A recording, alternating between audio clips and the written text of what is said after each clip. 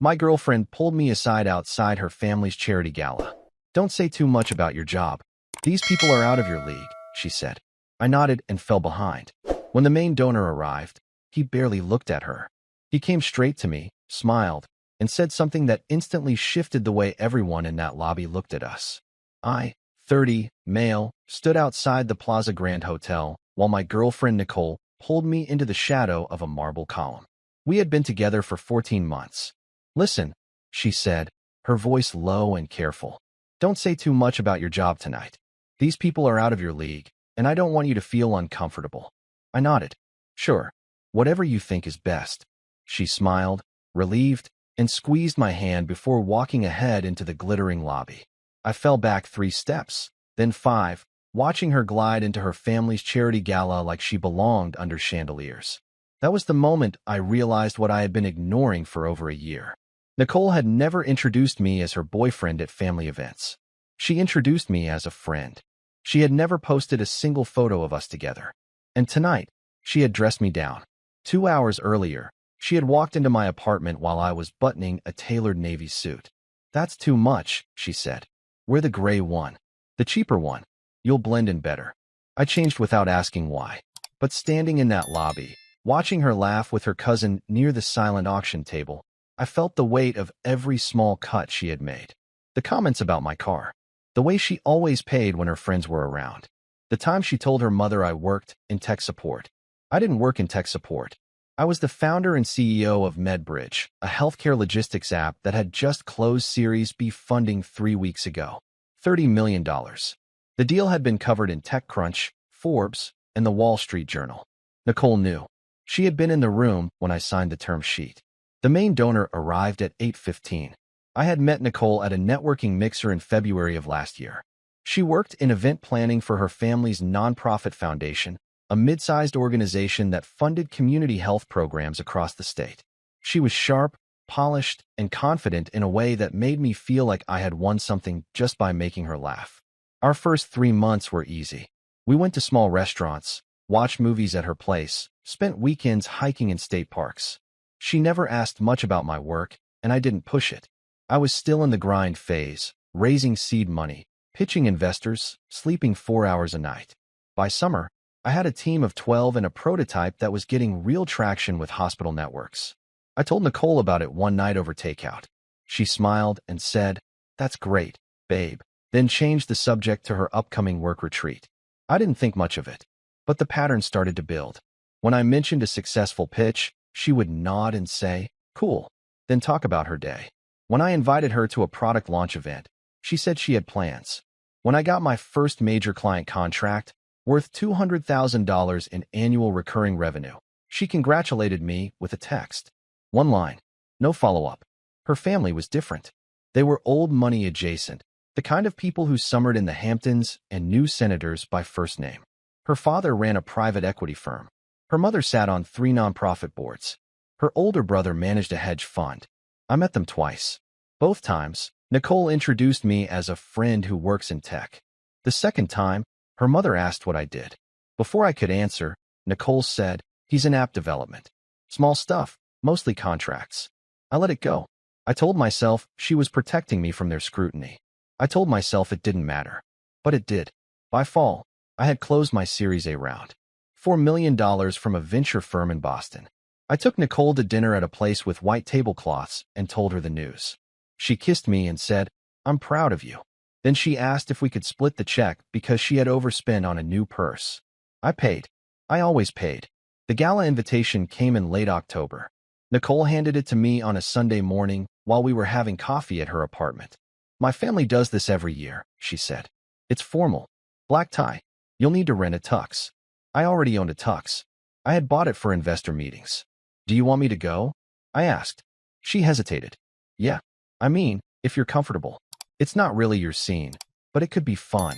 Not my scene. I filed that away with the rest of the small humiliations. The week before the gala, I closed Series B, $30 million. Lead investor was Marcus Hale, a legendary figure in health tech who had built and sold 2 companies for a combined $3 billion. He was also the keynote donor at Nicole's family gala. I didn't tell Nicole about Marcus. I didn't tell her he was coming to the event. I didn't tell her he had personally called me 3 days before the gala to say he was looking forward to seeing me there. I just said, I'll be there. The night of the gala, Nicole came to my place to get ready. She looked stunning in a black gown, hair pulled back, diamond earrings her grandmother had given her. She watched me button my navy suit and frowned. That's too formal, she said. You'll stand out. Wear the gray one. The gray suit was off the rack from 2 years ago, before Medbridge took off. It fit poorly. The shoulders sagged. But I changed into it without arguing. In the car, she was quiet. I drove because she said she wanted to have a glass of wine and relax. 10 minutes from the hotel, she turned to me. Just be yourself tonight, she said. But maybe don't talk too much about work. These people can be intimidating, and I don't want you to feel out of place. I nodded. I didn't say that I had spent the last 6 months in rooms with people who managed billion-dollar portfolios. I didn't say that I had pitched to venture capitalists who made her father's equity firm look small. I just said, I'll follow your lead. She smiled and touched my hand. Thanks for understanding. When we pulled up to the Plaza Grand, valets were opening doors for guests in tailored tuxedos and gowns that cost more than my first car. Nicole stepped out and waited for me to hand over the keys. Then she walked ahead, her heels clicking on marble, while I trailed behind like an assistant. The ballroom was massive. Crystal chandeliers hung from vaulted ceilings. Round tables draped in white linen filled the space, each one set with gold-rimmed plates and fresh orchids. A string quartet played near the stage. Waiters in white gloves carried trays of champagne and hors d'oeuvres. Nicole's family had rented the entire venue. 200 guests. Tickets started at $500. The evening's goal was to raise $2 million for their health initiative fund. I recognized some of the faces from business magazines. CEOs, investors, a retired governor. Nicole's father, Richard, stood near the bar in a custom tuxedo, laughing with a man I recognized as the managing partner of a top law firm. Nicole touched my arm. Stay close, she said. Then she walked straight to her mother. I hung back near a column, watching her hug her mom, then her brother, then her cousin. She laughed at something her aunt said. She accepted a glass of champagne from a waiter. She looked completely at ease. I felt like a prop. A waiter offered me champagne. I took it and sipped slowly, scanning the room. I spotted Marcus Hale near the silent auction table, talking with 2 men I didn't recognize. He was in his mid-50s, silver hair, tailored tuxedo, the kind of presence that made people lean in when he spoke. He hadn't seen me yet. Nicole returned 10 minutes later with her cousin, a woman named Lauren who worked in finance. This is Jason, Nicole said. He works in tech. Lauren smiled politely. What do you do in tech? I opened my mouth, but Nicole cut in. App development. Small business stuff. Nothing too exciting. Lauren nodded and turned back to Nicole. Did you see the Cartier bracelet in the auction? I'm bidding on it. They walked away. I stayed near the column, sipping champagne, watching the room. Nicole's father gave a speech about the foundation's mission. Her mother introduced the board members. A video played on a screen above the stage, showing the health programs they funded. Clinics in underserved areas. Mobile units for rural communities. Scholarships for nursing students. It was good work. I respected it. But the whole evening felt like theater. The speeches were polished. The applause was rehearsed. Everyone in the room knew their role. Except me. I didn't have a role. I was just Nicole's accessory. The boyfriend she kept in the background. At 8:10, the MC announced the evening's keynote donor. Ladies and gentlemen, please welcome Marcus Hale, founder of Vanguard Health Solutions and lead investor in this year's initiative. The room erupted in applause. Marcus walked to the stage, waved, and gave a short speech about the importance of accessible healthcare. He talked about innovation. He talked about partnerships between nonprofits and private sector solutions. He mentioned a new program the foundation was launching with a tech company to improve hospital logistics. He didn't name the company, but I knew which one he meant. When he finished, the applause was thunderous. Marcus stepped off the stage and was immediately surrounded by guests. Nicole's father shook his hand. Her mother kissed his cheek. A line formed to talk to him. Nicole turned to me. He's the biggest donor we've ever had, she whispered. My dad's been courting him for 2 years. I nodded. I didn't tell her Marcus and I had dinner 3 weeks ago in Boston. I didn't tell her he had called me the best healthcare founder he had seen in a decade. I just said, he seems impressive. She smiled. Stay here. I'm going to say hello. She walked toward Marcus. weaving through the crowd. I watched her extend her hand, introduce herself, smile in that polished way she had perfected. Marcus nodded politely, shook her hand, said something brief. Then he looked past her. His eyes scanned the room. They landed on me. He smiled. Marcus excused himself from Nicole mid-sentence and walked straight toward me. The crowd parted slightly, heads turning to follow his path. Nicole stood frozen, her smile locked in place, her hand still half extended. I straightened, setting my champagne glass on a passing waiter's tray. Marcus reached me and extended his hand. Jason, I didn't know you'd be here. I shook his hand. Good to see you, Marcus. He turned to the small crowd that had followed him, including Nicole's father, her mother, and 3 board members I didn't recognize. Everyone, Marcus said, his voice carrying over the string quartet. This is Jason Chun, founder and CEO of MedBridge. Nicole's father blinked. Her mother's smile faltered. The board members leaned in with sudden interest. Marcus continued. Jason's company is the healthcare logistics platform I mentioned in my speech. We just closed his Series B round 3 weeks ago. $30 million. The app is going to revolutionize how hospitals manage patient transfers and equipment tracking. One of the board members, a man in his 60s with wire-rimmed glasses, stepped forward. You're the MedBridge founder? I read about your platform in the journal. Incredible work. I nodded. Thank you. We're excited about the growth. Nicole's father extended his hand, his expression shifting from confusion to sharp calculation. Richard Carmichael, Nicole's father. I had no idea you were, well, involved in that level of work. I shook his hand. We haven't had much chance to talk. Marcus clapped me on the shoulder. Jason's being modest. His app is already deployed in 42 hospital networks across 7 states. The data efficiency alone is saving hospitals millions in operational costs. And he built the whole thing from the ground up. No family money. No safety net. Just grit and vision.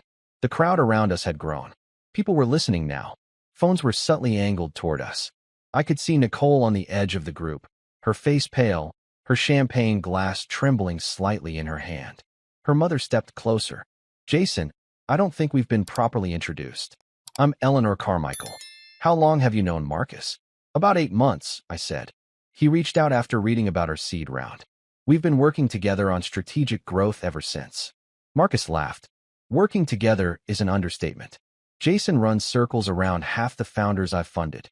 I told him last week, if he keeps this trajectory, MedBridge will be a billion-dollar company in 5 years. Richard's eyes widened. A billion-dollar valuation? Marcus nodded. Conservative estimate. The board member with the wire-rimmed glasses pulled out his phone. Do you have a card? I'd love to set up a meeting. We've been looking for a tech partner for our hospital outreach program. I reached into my jacket and pulled out a business card. Simple. White stock. My name. My title. My contact information. I handed it to him. I'd be happy to discuss it, I said. 3 more people asked for cards.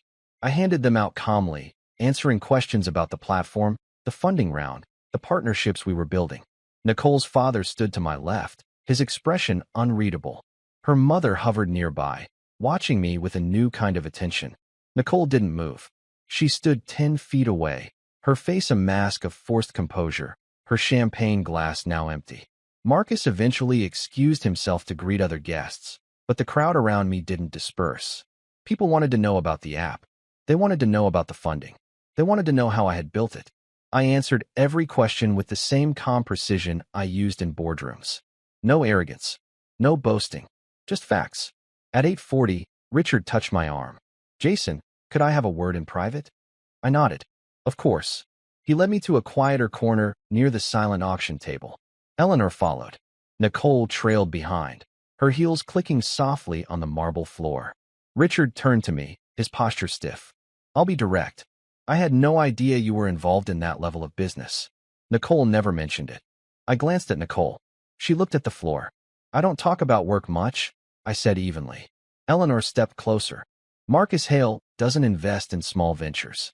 If he's putting $30 million into your company, you're clearly doing something extraordinary. I nodded. We've been fortunate to have strong investor support. Richard folded his arms. Nicole told us you worked in app development. Contracts. Small projects. I met his gaze. That's one way to describe it. Nicole finally spoke, her voice tight. I didn't think it was relevant. Her father's jaw tightened. Her mother's expression turned sharp. Not relevant. Eleanor said, Jason just secured one of the largest funding rounds in healthcare tech this quarter, and you didn't think it was worth mentioning. Nicole's face flushed. I didn't want to make a big deal out of it. Richard turned back to me. Jason, I apologize. If I had known about your work, I would have introduced you to our board months ago. We're always looking for innovative partnerships. I smiled politely. I appreciate that. Eleanor touched my arm. You should sit at our table for dinner. We'd love to hear more about MedBridge. Nicole's eyes widened. He's sitting with me. Her mother's smile didn't waver. Then you'll both join us. Update 1 dinner was served at 9. I sat between Richard and a board member named Dr. Patricia Gomez, a former hospital administrator who peppered me with questions about patient data security and system integration. Across the table, Eleanor introduced me to a venture philanthropist who wanted to discuss funding mobile clinics with MedBridge logistics support. Nicole sat 3 seats down, next to her brother, who had barely spoken to her all evening. She pushed food around her plate, her smile brittle, her eyes flicking toward me every few minutes. Her cousin Lauren leaned over. I didn't know your boyfriend was the MedBridge guy. That's incredible. Nicole forced a laugh. Yeah, he doesn't like to brag. Lauren raised an eyebrow. You told me he did small business apps. I simplified, Nicole said quietly. You undersold, Lauren said. Do you know what a Series B means? He's not just successful. He's about to be rich. Nicole's smile cracked. She excused herself and walked toward the restroom. I kept talking to Dr. Gomez about compliance frameworks and HIPAA regulations. I answered questions about our user interface design and our expansion timeline. I exchanged contact information with 4 more people. Richard leaned in during dessert. Jason, I'm going to be frank. I misjudged you. I thought you were, well, not in our circle. I met his eyes. I'm not in your circle. He blinked. I built my company from scratch, I said. No legacy connections. No family office backing. I don't summer in the Hamptons. I don't know senators by first name, but I do know how to solve problems that matter. And I know how to build things that last. Richard stared at me for a long moment. Then he laughed. Fair enough. I respect that. Eleanor raised her glass. To Jason. And to partnerships that make a difference. The table clinked glasses. I smiled and nodded, but inside, I felt the weight of every condescending comment Nicole had ever made. Every time she had minimized my work. Every time she had asked me to stay quiet. She returned from the restroom 10 minutes later, her makeup reapplied, her expression composed. She slid into her seat and reached for my hand under the table. I pulled my hand away. She froze. Her eyes met mine. I saw the question there. The confusion. The dawning realization. I turned back to Dr. Gomez and continued our conversation about hospital system inefficiencies. At 10:15, the gala ended. Guests filtered out into the lobby, laughing, exchanging business cards, making plans for follow-up meetings. Marcus found me near the coat check. That was fun, he said, grinning. I didn't realize you were dating a Carmichael. I shrugged. I didn't realize it mattered. He clapped me on the shoulder. It doesn't. But watching that room realize who you are, that was worth the ticket price. Nicole appeared at my side, her clutch pressed against her ribs. Jason, can we talk? Marcus excused himself. Good seeing you, Jason. Let's catch up next week. I nodded. He walked away, leaving Nicole and me standing alone near the marble column where this had all started. She looked at me, her voice low. Why didn't you tell them? Tell them what? I asked. That you built, that Marcus Hale is your investor. I tilted my head. You asked me not to talk about my job. I followed your lead. Her face paled. I didn't think. You didn't think what? I asked calmly. That I was worth mentioning? That my work mattered? Or that your family might actually respect me if they knew the truth? She opened her mouth. Closed it. Opened it again. I was trying to protect you. From what? I asked. She didn't answer. I stepped back. I'm going home. Wait, she said, reaching for my arm. Please, let's talk about this. I gently removed her hand. There's nothing to talk about. You made your choice every time you introduced me as a friend. Every time you told people I did small projects. Every time you asked me to wear the cheaper suit. Her eyes filled with tears. I was wrong. I see that now. I nodded. You were. But I'm not angry. I'm just done. I walked out of the Plaza Grand Hotel, leaving Nicole standing under the chandeliers. I didn't look back. Update 2 the next morning, my phone buzzed with 17 text messages from Nicole. The first one came at 7:30. I'm sorry. Please call me. The second at 8. I didn't mean to make you feel small. I was insecure. Please let me explain. The third at 8:40. My family won't stop talking about you. My mom wants to set up a meeting. My dad says he underestimated you. I didn't respond.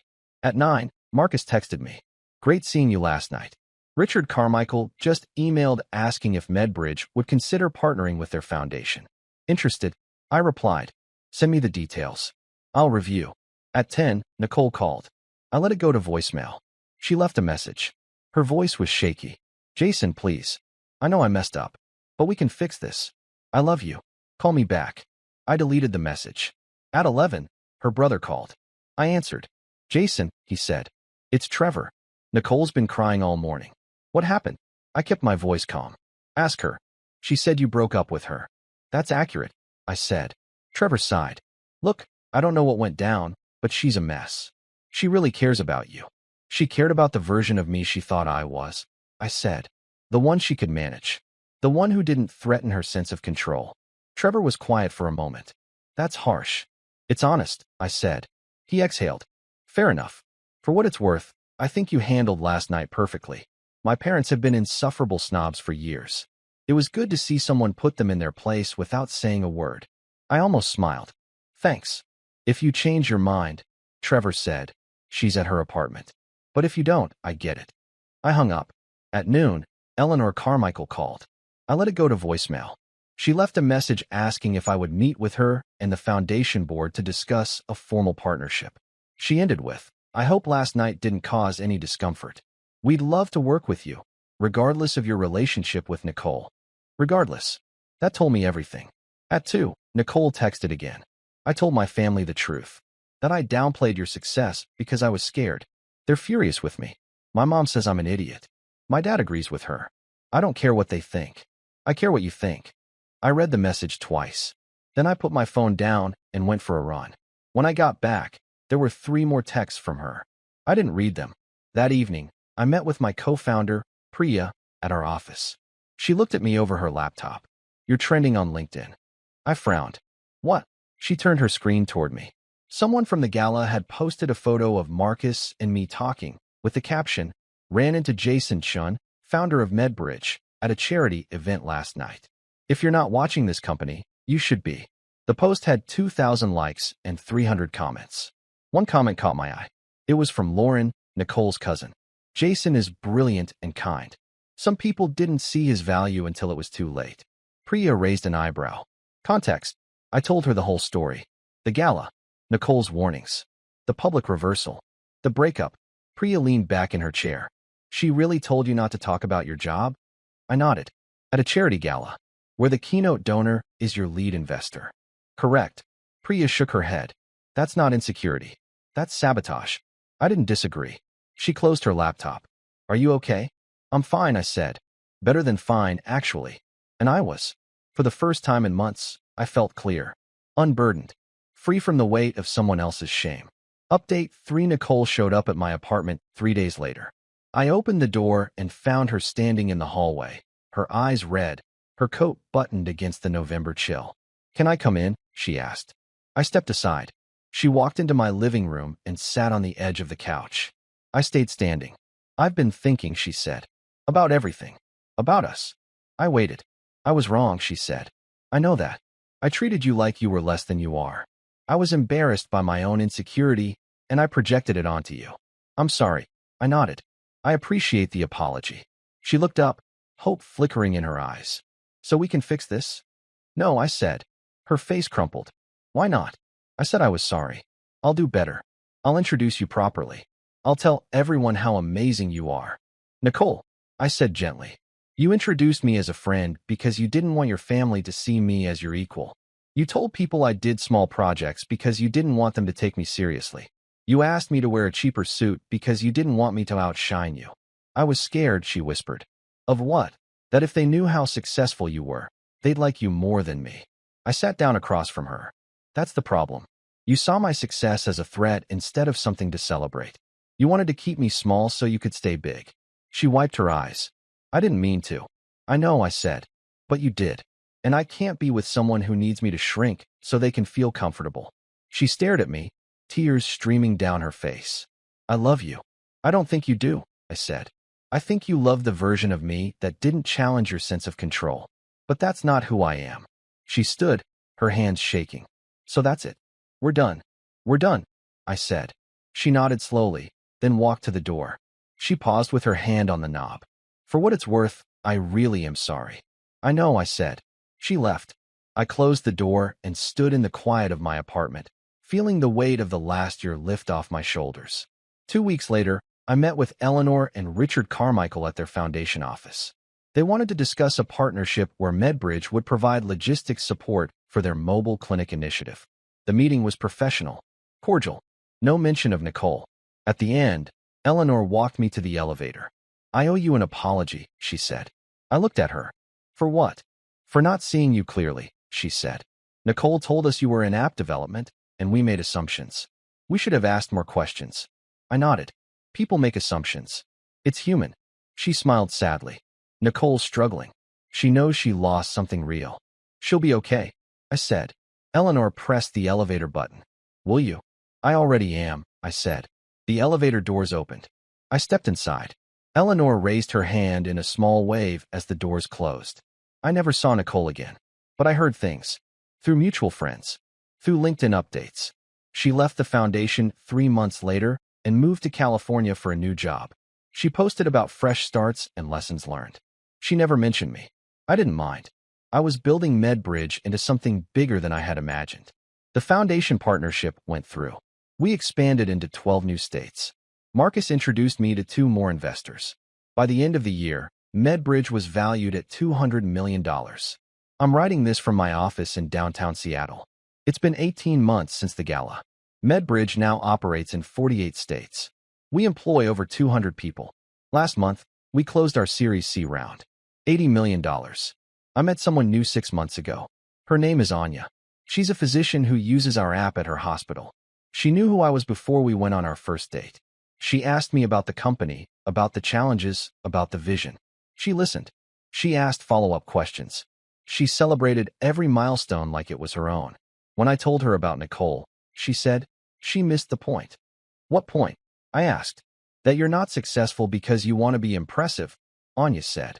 You're successful because you care about solving problems. That's rare and valuable. I think about the Gala sometimes.